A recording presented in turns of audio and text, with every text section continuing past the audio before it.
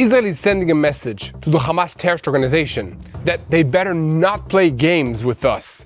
There is no immunity zone, and Hamas understands what awaits it on the way to phase B of this deal. But it is demanding that the international force deal only with maintaining the ceasefire. And speaking of ceasefire, it seems to be stuck, and it is becoming increasingly doubtful that Hamas will ever disarm. But the IDF is erasing its terror infrastructure meter by meter in Gaza. Elsewhere, President Trump gave an interview in which he said it might have been a violation of the ceasefire for Israel to take out a senior Hamas figure this past week, and we'll bring you more details about this announcement. President Trump is also considering whether to give Israel the green light for a campaign to cross Hezbollah, and the Lebanese army is trying to present achievements while the IDF continues preparations for a military campaign, and Israeli officials are warning that if this becomes necessary, the United States won't be like an explosion in this region. Speaking of the region, White House envoy Thomas Barak was in Jerusalem to discuss regional developments on Monday, and apparently he and Prime Minister Benjamin Netanyahu reached an understanding on Syria, and we'll bring you all the details about this as well. And further afield, Iran is looking for revenge for the humiliating defeat that they suffered in the 12-day war against Israel, and their plans are promoting an unusual spike in terror alerts worldwide. In our special report, we'll tell you which countries are in the crosshairs, including the United States, where 4 pro-Palestinian activists planned a terrorist attack in Los Angeles in the New Year's Eve. The plot was discovered and stopped, but now we have to wonder if there are more such plots out there around the world. And meanwhile, in an unprecedented move at the United Nations, Israel and the United States are working to drain UNRWA's budget, and President Trump is suing the BBC over heavily edited coverage of a speech that he made several years ago, demanding $10 billion in compensation. Welcome to Boots on the Ground. I'm your host Yair Pinto, bringing you the full truth about what's happening in Israel. Today, we will light the 3rd Hanukkah candle, so I hope you're having a happy holiday season. Alongside the targeted eliminations of terrorists in the Gaza Strip and Lebanon, the IDF's Golani Brigade forces have been operating in recent weeks in the Yellow Line area in eastern Rafah to destroy above ground but also underground terror infrastructure of Hamas. Raed's side was the link between the strategic planning and the execution on the ground, and removing him from the equation dealt Hamas a severe blow, creates an organizational fracture, and also removes an obstacle on the road to phase B of the Trump agreement. However, in the American administration, they are concerned that the elimination of Raed Saad, which they were briefed on only about 20 minutes after it happened, could make it harder to move to phase B in the American plan for Gaza, which will be at the center of the conversations between Netanyahu and Trump when they meet in Florida at the end of the month. A political source noted, however, that journalists make headlines and hysteria. There is close coordination between the two countries. Speaking of which, at a conference initiated by the United States Central Command, representatives of the countries will discuss the list of participations in the military force as part of Phase 2 of the Trump plan to end this war in the Gaza Strip. In response to these events and rumors about what might happen next, Hamas leader in the Gaza Strip, Khalil al-Haya, announced his organization's position ahead of implementing the second phase of the agreement. They include a refusal to disarm and a demand that the international force deal only with maintaining the ceasefire. Senior security officials in Israel say that Hamas is trying to remain in power with its weapons, and that President Trump must give Israel a green light to complete the destruction of Hamas. We will also bring you some new details from the meetings between Netanyahu and Trump's envoy Tom Barak on Monday. And amongst other things, it was determined that the civilian dialogue with Lebanon will be expanded. There were also discussions about Turkey's involvement in the Gaza Strip and the issue of normalization with Saudi Arabia, and we'll bring you all the details. Meanwhile, this week, ambassadors and representatives from many countries arrived for a tour in southern Lebanon, which included a trip down inside a Hezbollah tunnel. However, the deadline set for the Lebanese National Army to demolish these tunnels and otherwise disarm Hezbollah is approaching, and Hezbollah shows no signs of truly disarming. In other news, senior figures in Israel's security establishment are not surprised by the horrific attacks in Sydney on Sunday. The Mossad sent several warnings to Australian law enforcement agencies prior to this attack. Although it appears that ISIS inspired this attack, Iran is known to be sponsoring and encouraging many similar, smaller terror cells all over the world, not only in Australia. Intelligence officials warn of a sharp rise in the volume of alerts for Iranian-directed attacks against Jewish communities against the backdrop of the severe damage to Iran's capabilities in the war with Israel.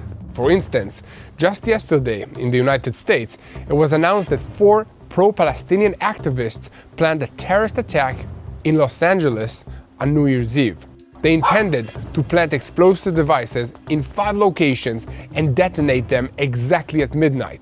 Jewish communities worldwide are on alert as law enforcement teams search for more possible terror plots.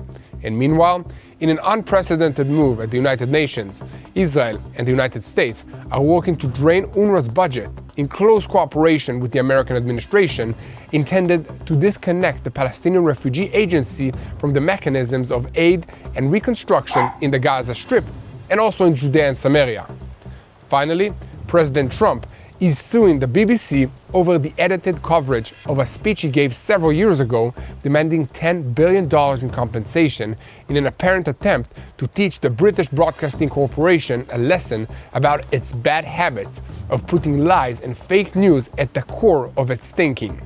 So we have a lot to talk about today, so let's dive into the details. I'm Yair Pinto, and this is your Boots on the Ground report about what's happening in Israel on day 802 of the war against Hamas, Hezbollah, the Houthis in Yemen, the Shia militias in Iraq, and all the other armed groups in this region that are operating under the control of Iran's Islamic Revolutionary Guards Corps, which is the head of the axis of evil in the Middle East. A moment before we start, I want to call on you to keep spreading the truth. We need your help to reach as many people as possible with what's happening here in Israel. So please share our content and don't forget to hit that subscribe button and help us grow. We'll start in today's report with the latest events in the Gaza Strip. Golani Brigade combat team forces under the command of the Gaza Division have been operating in recent weeks in the Yellow Line area in eastern Rafah to destroy above ground and underground terrorist infrastructure and to remove any immediate threat to the forces and to the state of Israel. The forces located weapons and surveillance equipment that Hamas terrorists used against the IDF forces that are operating in the area and destroyed several terrorist infrastructures and eliminated terrorists who were inside the routes and posed an immediate threat to our forces. IDF forces under the Southern Command are deployed in the area in accordance with the ceasefire agreement framework and will continue to operate to remove any immediate threat. On Saturday, the IDF and the Israeli security authorities eliminated Raed Said, the deputy commander of the terrorist organization's military wing, who was close to Muhammad Def and was amongst the planners of the October 7, 2023 massacre. Raed was at the top of the IDF and the Israeli security authorities' most wanted list over the past 2 years. Later, on Saturday, Israel officially confirmed Said's elimination, saying that he was traveling in a vehicle along the coastal route when an IDF intelligence and Israel security authority tracked his movement and an Israeli Air Force aircraft struck the vehicle that he was driving in western Gaza City. To clearly present Israel's position, the impressive elimination of the mega-terrorist Raed Said, the head of operations for the Hamas terrorist organization and one of the architects of the October 7 terrorist attack, is not an isolated tactical event, but a move with systemic significance. Raed was not merely a senior field officer, but a key link connecting strategic planning, combat doctrine, and operational implementation. He led the rocket array and was a central partner in the updating of Hamas's combat concept, adapting the organization to the reality of prolonged fighting, civilian attrition, and growing international pressure against Israel. And recently, he ensured coordinated efforts against the IDF during the ceasefire. In his elimination lies a double and clear message. One message is to Hamas, and in particular to the Izzadin el-Haddad, today the head of Hamas in Gaza, that there is no immunity for the planning echelon. Even those operating behind the scenes, shaping doctrine and managing operational continuity are in the crosshairs. Israel is also sending a message to all concerned that is not satisfied with merely managing the war. It is setting accounts with the architects of the massacre. In this sense, the elimination is not an obstacle to phase B of the Trump agreement, but the removal of an obstacle on the way to it. It reduces Hamas's ability to negotiate under threat, maintain an illusion of operational control, or cling to fantasies of external protection and international freeze. Furthermore, the loss of a figure like Raed Said does not leave only a personal vacuum, but an organizational fracture. This is damage to the organizational memory and to the ability to connect between systems and means of attack, including rockets, raids, and consciousness. Even if a replacement is appointment, professional continuity is harmed, and the tempo, the initiative, and coordination are not resources built overnight. This is a crack in Hamas's deep layer, not an immediate collapse, but an ongoing weakening, a step in the right direction of Hamas being completely terminated. So to make a brief comment about all of this, in the last 24 hours, there has been a lot of noise in the media about how Israel has damaged its position with President Trump by taking out Saad, but I don't think that we should take these reports very seriously. The headlines about President Trump being angry about what this might do to his ceasefire plans are not supported by any actual statements by Trump himself, either official communications or social media posts or anything else. I think that these headlines are simply clickbait with nothing behind them, and in any case, it's very easy to see the broader implications of this move. For Israel, this is a clear signal. Israel is not waiting only for political decisions, but is exploiting the twilight zone between Phase A and Phase D of the ceasefire agreement. The elimination signals that stalling, especially around the issue of the remains of the last hostage, Master Sergeant Ran Gaveli, will transfer into the loss of Hamas assets deep inside the Gaza City area, even under international constraints. This is a calculated use of a time window in which pressure on Israel exists, but has not yet consolidated into a binding mechanism. The elimination also makes clear that Israel will not accept a reality in which an international force becomes a de facto immunity umbrella for Hamas. Any attempt to freeze the arena while preserving terrorist leadership will be met with targeted action, even if surgical. And amidst all of this, Washington continues to walk a very thin line, pushing for Phase B and restraining Israel on the one hand, and understanding that Hamas is not an emerging political actor, but a terrorist organization with active fighting leadership on the other. Finally, Saad's elimination provides the United States with convenient deniability, as I'm sure they're not sorry to see him go, especially as a result of focused Israeli action against a clear target without immediately collapsing the political track. To sum up, the elimination at the strategic junction is not a one-off event, but the shaping of the threshold conditions for the day after, because a political phase will not be built on top of a living terrorist infrastructure, but the transition between phases of war is not an immunity zone. It is a space for action. Speaking of action, in light of the reports in recent weeks, the biggest question for Israel's perspective is regarding whether the Hamas terrorist organization will ever disarm of its weapons. But this question is not just being asked in Israel. Against the backdrop of the American efforts to advance to Phase B of the deal, there is pessimism amongst the countries participating in this program. The mood concerns the implementation of the next stages, and especially the possibility of Hamas disarming. At this stage, international teams have been sent to the Civil Military Coordination Center under American command, These are teams that were previously involved in disarmament of armed factions when wars ended in different places around the world, including Sri Lanka, the Balkans, and Northern Ireland. But the conditions in Gaza are very different from what existed in those places, and so it's not clear what the protocols will be in this case. Furthermore, while in Israel and the United States there is full optimism regarding progress in the plan, but according to the sources close to the process, there are many problems that will have to be worked out, and at the moment, little actual progress is being made. The different aspects of the plan, which all have to work together in order to bring it to the desired end state, are stuck. This includes the Peace Council, the multinational stabilization forces, and the technocratic Palestinian government. Finally, according to a senior Western official involved in implementing this plan, there is a great doubt that the terrorist organization will indeed be forced to give up its weapons that it holds in Gaza. However, in the coming days, United States Central Command is convening a conference in Doha, Qatar, to plan the international stabilization force expected to deploy in Gaza. This force, according to informed sources, is expected to be stationed only within the yellow zone that is under IDF control and not reach the red zone where Hamas controls.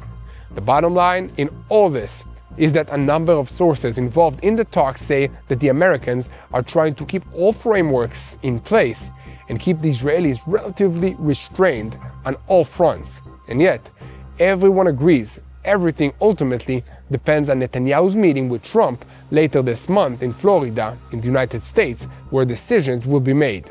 So don't believe any fake news and empty headlines. Stay tuned to TBN Israel, where we will bring you the full truth. In a moment, we'll continue to the news from the Northern Arena, but first, I want to remind you that here at Boots on the Ground, we bring you the full truth about what's happening in Israel, and we need you to support us and to help us spread the truth. The best way to do that is by clicking on the subscribe button if you haven't already. And now, before we continue with all the news that's coming out of Israel, I want to speak to you for just a moment about one of our partners. As we enter Christmas, this season, our hearts return to Bethlehem and to the birth of Jesus, as well as his ministry here in the land of Israel. That ministry continues today, but ordinary Israelis have been through so much in the past 2 years, and recovery is slow as communities slowly rebuild, families heal, and the tourism sector, which is vitally important here in Israel, as well also in all cities like Jerusalem, Bethlehem, is still recovering. Israel is healing, but it takes time, it takes faith, and it takes friends. So when people ask, how can I help Israel right now? I say, bless Israel this season. That's why I stand together with Arza, an Israeli small business that I've partnered with for years now. Arza works with artisans in Jerusalem, in Galilee, and Bethlehem to create handmade pieces from the Holy Land. Each season, they gather these gifts into an Arza box. Whether you've never been here before or walked these streets that you can see behind me, it's a taste of the land of the Bible. Many on the Arza team served in Israel's defensive forces, the IDF, in the front lines during these 2 years of war. So when you purchase an Arza box, you bless Israel, you keep small businesses alive, and you help families rebuild. This year's Christmas box is Nativity Night, bringing that holy night in Bethlehem into your home. So go to arzabox.com/TBNIL and use the coupon code TBNIL for 20% off of your subscription. Again, that's arzabox.com/TBNIL and use the coupon code TBNIL for an extra 20% off of your subscription. Bless Israel this Christmas, support Israeli artisans, bring the Holy Land into your home. Now, we are switching our focus to the Northern Arena, as this week the IDF eliminated 3 Hezbollah terrorists in southern Lebanon. Under stormy weather conditions in the north, which could create an advantage for the enemy, the Northern Command ordered an increase in the operational alertness of Division 91 forces at the 5 IDF outposts inside Lebanon, as well as along the Blue Line. And now, let's talk about the real situation. The diplomacy and crush the media lies. This is what's happening. The White House Middle East convoy Thomas Barak arrived in Israel on Monday amidst frustration over the lack of sufficient action by the internationally recognized government in Lebanon to disarm Hezbollah. In Jerusalem, they warned that the terrorist organization is recovering on all fronts and sent a threatening message that we will not wait forever to deal with this growing threat. But in practice, Israel is waiting for a green light from the Trump administration, which does not want to see deterioration in the peace that is achieved in the Middle East. And with all of that in mind, this week, the United States asked Israel to give the Lebanese government additional time to complete the demilitarization of Lebanon south of the Litani River. The Americans made clear to the Lebanese that if they do not act now, they will not be able to stop Israel from acting. Israel's message in return to the Americans, and through them to the Lebanese, is as stated: we will not wait forever, and that in Israel's basket of responses, there is also the option of intensive action. Furthermore, just yesterday, the IDF revealed a map of eliminations that it carried out in the south of the country since the beginning of October and said it eliminated at least 40 terrorists in 30 different villages. The IDF spokesperson's office added that these terrorists joined more than 380 terrorists eliminated since the ceasefire went into effect, during which the Hezbollah terrorist organization violated the agreement more than 1,900 times. The assessment in Israel is that the Lebanese government wants to act to disarm Hezbollah, but is not capable of doing so amidst the terrorist organization's threat to internal confrontation within Lebanon, meaning renewed civil war if this move is carried out by force. Also, the capability of the Lebanese army in the country suffering from a deep economic crisis is limited, and despite the fact that the government in Beirut transferred budgets to the army, it is struggling to recruit more soldiers and also suffers from shortages of equipment. And amidst these developments, Tom Barak, the United States ambassador to Turkey, who also serves as President Trump's envoy to Syria and previously also dealt with the Lebanese file, arrived in Jerusalem on Monday for meetings with Prime Minister Netanyahu and other senior Israeli officials. In Washington, as stated, they asked Israel for additional time, but understand that in the absence of determined Lebanese action, there will be a need to act independently. Senior Israeli sources said that Israel is identifying across all fronts that Hezbollah is beginning the process of intensive rehabilitation. In parallel to the Barak-Netanyahu meeting, the Lebanese army held a tour on Monday for ambassadors from the United States, Saudi Arabia, France, Egypt, and additional representatives, even including from Iran. The army presented the delegation with a review of its activities across Lebanon and also brought the representatives into what appeared to be a Hezbollah terror tunnel. The Lebanese army is trying to project that it is completing the move to disarm Hezbollah in southern Lebanon, defined as the first stage, whose deadline was set until the end of the civil year. In the meantime, the Lebanese claimed to the Americans that they managed to demilitarize about 80% of southern Lebanon, but Israeli officials have expressed doubts about this and about whether Lebanon will meet the year-end deadline that Washington set for disarming Hezbollah. Israel did agree to open civilian negotiations with Lebanon, and next week another meeting will take place, but the tension, as stated, is rising. The issue will be discussed in Netanyahu's meetings with Trump in Florida at the end of the month, and then it will likely become clear whether Israel has a green light for action in Lebanon. Here at TBN Israel, we will continue to report on all the events in Israel's northern arena, and we'll continue to the other fronts in just a moment, but 1 second. If you haven't yet clicked on the subscribe button, now is the time to help us share the truth to anyone who's willing to listen. And now we're switching our focus to international events, as the horrific attack in Sydney, Australia on Sunday did not surprise senior figures in Israel's security establishment too much, especially the Mossad personnel. They knew a few weeks ago and decided to change their usual policy of operating in the shallows. The Mossad put on the table the alerts and the intelligence about terrorist cells operating and organizing in Australia, and in addition, other countries in Europe in a transparent and clear manner for the entire public and the decision makers in Australia and in Europe to act against these terrorist attacks. The opening statement of the report spoke of terror without an Iranian fingerprint, high compartmentalization, recruitment of foreigners, use of criminals, and covert communications. Israeli officials further explained that for years the Iranian regime has viewed terror as a tool to exact a price from Israel while harming innocents around the globe without paying military, diplomatic, or economic costs. Under this logic, terror bodies operate while maintaining a space of deniability and a disconnect between the violent activities and Iran. A senior security official added on Monday, after the attack, that the terrorist cells operating in Australia are very numerous and are directly connected to Iran, to Hamas, and to Hezbollah, but the model that Iran is running in Australia is broad and encompasses many targets worldwide. The official added that we will see such events also in Europe and in other targets around the world. Muslims have penetrated every corner of Europe. In Asia, in Australia, there is a guiding hand advancing terror outline. This is done through direction on social media networks.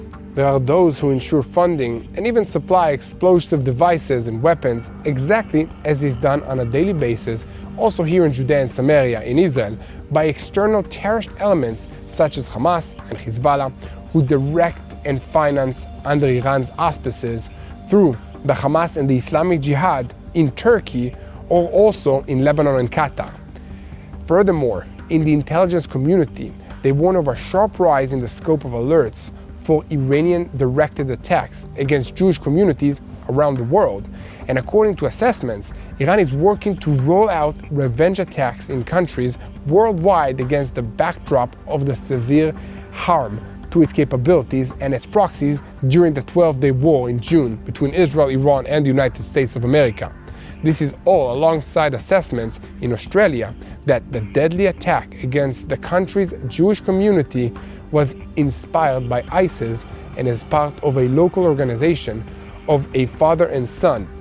However, someone paid for all of the travel, the training, the weapons, and other logistics that were used in this attack, and that someone is likely Iran.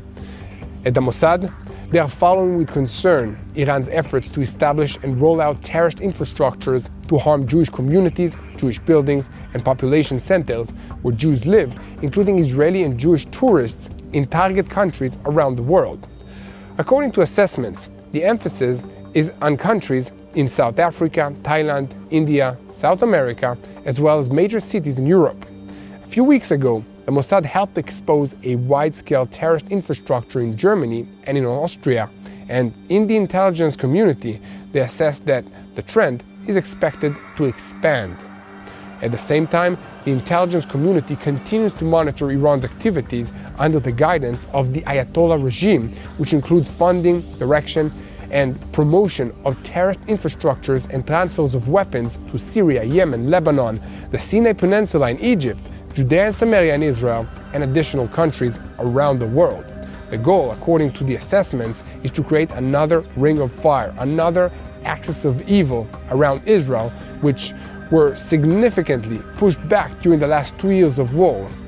And here, at TBN Israel, we will continue to update you on all these developments. So let's move to the next topic, but first, I want to once again invite you to share this content and to subscribe to TBN Israel on YouTube. And now, we're staying on the topic of terror attacks against Jews and Israelis worldwide, as the FBI announced on Monday that it foiled a planned terrorist attack in Los Angeles in the United States of America on New Year's Eve and arrested 4 suspects.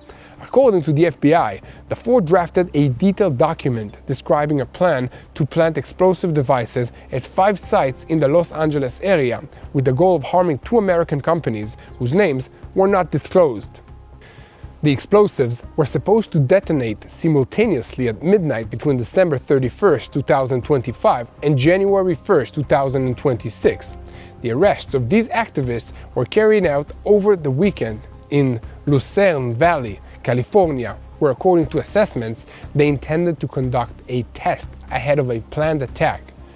A preliminary indictment was filed against the four for conspiracy and possession of an explosive device.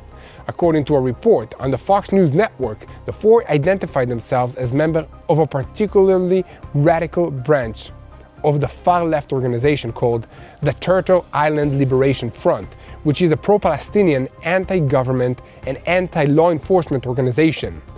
Turtle Island is a term used for North America by some descendants of indigenous people and by activists for their rights. And on the organization's Instagram page, it is written that its headquarters is in Los Angeles and that its goal is to liberate Turtle Island from the illegal American empire and to also liberate Palestine, Hawaii, and Puerto Rico as a path to a future of peace and security.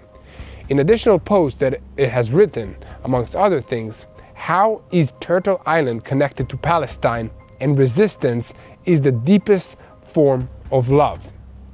According to the FBI, a fifth person who is believed to have belonged to the same radical TILF group was arrested in New Orleans recently on suspicion of planning a different attack. So, what do you think about all of this? Let me know in the comments section. In any case, this is another example of why we fight for the truth every single day here at TBN Israel.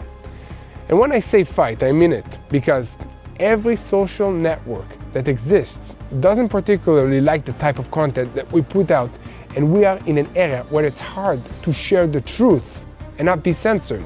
But we're not the only ones that are fighting for this very important principle. US President Donald Trump filed a lawsuit against the British Broadcasting Corporation this week, BBC, claiming it defamed him following a biased edit of his speech from January 6, 2021, which made it seem as though he encouraged his supporters to storm the US Capitol. The lawsuit was filed in a federal court in Miami, Florida, and in it, Trump demands a massive $10 billion in damages, including $5 billion for defamation and another $5 for violations of Florida state law. The background to the lawsuit is BBC's documentary, Trump, A Second Chance, which aired before the most recent presidential elections. According to Trump and his lawyers, a segment of his speech there was edited in a harmful and defamatory manner. Last month, his attorney, Algirado Brito, sent a warning letter to the BBC in which he demanded a public apology, removal of the film, and its complete shelving, as well as appropriate financial compensation. He warned that if the demands were not met, Trump would sue for no less than $1 billion. The BBC confirmed that it had received the letter and stated that it would respond in due course, and the documentary was subsequently removed from the network's online player. The BBC's chairman, Samir Shah, wrote in a separate letter that the complaint was examined by the Ethical Committee in January and also in May, and that the findings were passed to the Panorama program team. Shah admitted, in hindsight, it would have been right to take more formal steps. He added that the BBC accepts the claims that the edit created an impression of a direct call for violence and apologized for a mistake in the judgment. But things didn't end there. BBC Director General Tim Davie and the head of the news division, Dvorah Tornes, resigned. Subsequently, the corporation issued an official apology to Trump but completely rejected the demand for financial compensation and claimed there is no basis for a defamation lawsuit. In a BBC statement, it was written that its lawyers responded to the letter from the Trump team and that alongside acknowledging the error in the edit, the network strongly opposes the claim that this constitutes defamation. Trump, for his part, was not satisfied with the apology and decided to carry out his threat and to turn the legal dispute with one of the world's most powerful media organizations into a wide-scale public battle. To make a personal comment, there are a lot of people, organizations, and even entire countries that are watching the BBC and other main news outlets on a daily basis to get their information from. And Israel is at the top of the list of what they are reporting about. I've had many occasions to be completely shocked by nonsense that were heard on these channels. this is not harmless. It deeply affects the lives of millions of people, including my family and me here in Israel. And so I take it personally. I think that these media outlets should report the truth and cross-check their facts. That's journalism, basic. And the truth matters, because when people are hearing false information or partial information about a story, they form the wrong opinion. And this is bad for all of us. So I'm really glad to see that someone finally did call them out, and in a big way, publicly. And I hope that they will pay and learn that next time there are consequences to what they report about. I don't know if it will completely change the story, as we are faced by a massive enemy with armies of money and reporters that are spreading lies about Israel. In any case, here at TBN Israel, we will continue to report boots on the ground style, the whole truth, and we will also continue to ask you to support us, spread the truth, so that people will know what's happening around the world and will know how to pray for the situation. Remember, this is a spiritual war. The enemy is using half-truths and lies to change people's hearts against Israel and especially against God. So let's unite in sharing the truth and in praying for the peace of Jerusalem. Nes means miracle in Hebrew, and Hanukkah teaches us that miracles are often quiet day by day. That's right, and in these months, we've seen that the same thing has happened. Moments of protection, soldiers who should have been injured walking away unharmed, families that are finding strength they didn't even know they had. These are the small miracles that remind us that God is still here in Israel. So guys, it's night number 3 of Hanukkah. Let's bless the candles. Yeah, can you join us in this lighting of the candles? If you've been with us on night number 1, 2, you should already know how to do this. You should know all the blessings by heart in Hebrew. Baruch atah Adonai, Eloheinu melech haolam, asher קידשנו במצוותיו, וציוונו להדליק נר של חנוכה. אמן. ברוך אתה אדוני, אלוהינו מלך העולם, שעשה ניסים לאבותינו בימים ההם, בזמן הזה. Amen. This is all real, guys. Yeah. Real wind, real candles. This is not a green screen studio. Not a green screen at all. Definitely, Mati. What are you thankful for this 2 years? Oh, for so many things. God's supernatural protection, for my family being kept safe, healthy. There's been a lot. Yeah. For the growth of our YouTube channel, for so many good things. Yeah, definitely. And I'm thankful for all of you guys for standing with us, for watching, for sharing the truth, for praying for the peace of Jerusalem. It means the world to our team and to us here in Israel. So keep praying for the peace of Jerusalem. Happy Hanukkah, guys.